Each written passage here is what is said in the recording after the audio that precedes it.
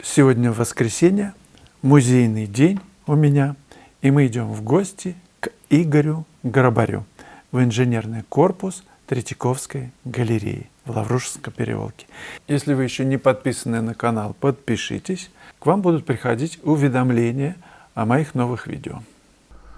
Настали чудесные солнечные февральские дни. Утром, как всегда, я вышел побродить вокруг усадьбы и понаблюдать. В природе творилось нечто необычайное.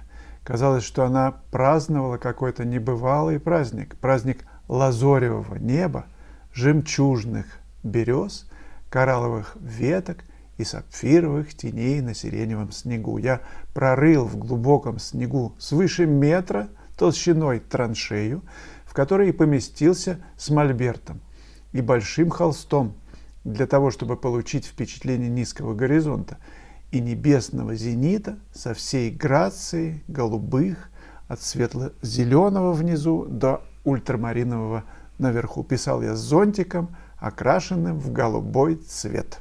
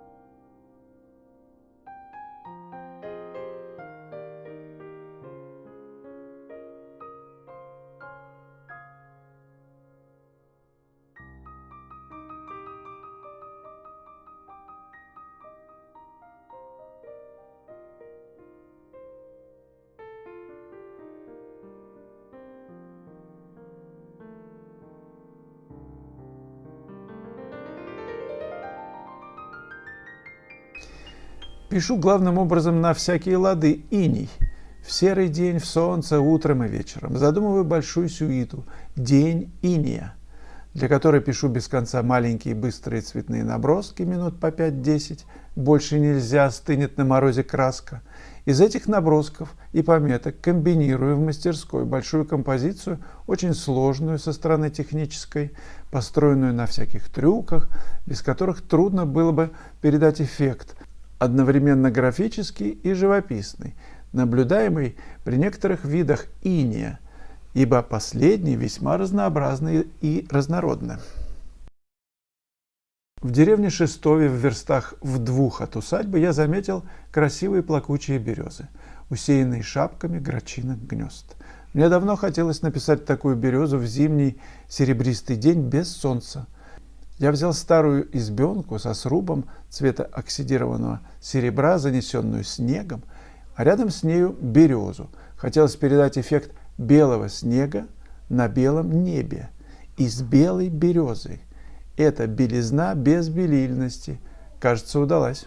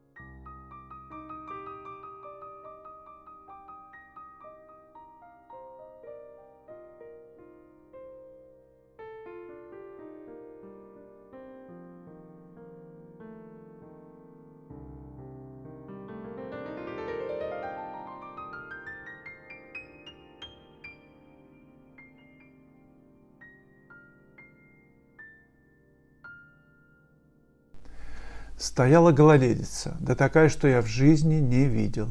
На западе, как раз над Москвой, было совершенно зеленое небо, и по нему ползли малиново-красные облака.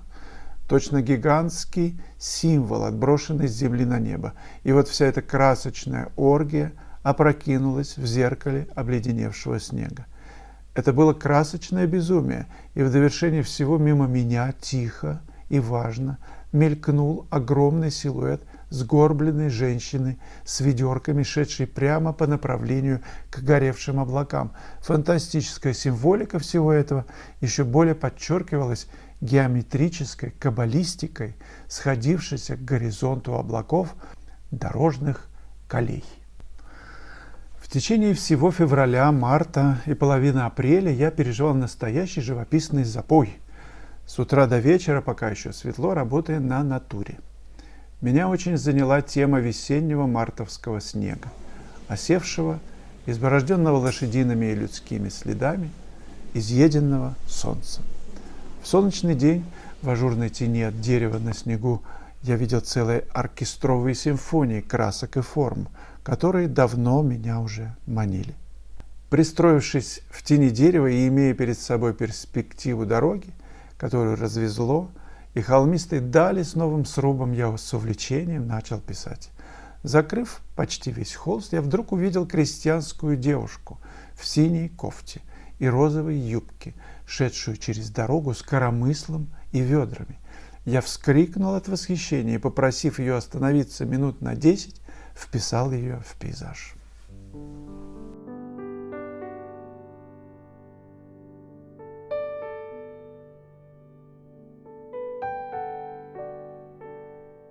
На моем канале есть плейлист «Выставки художников».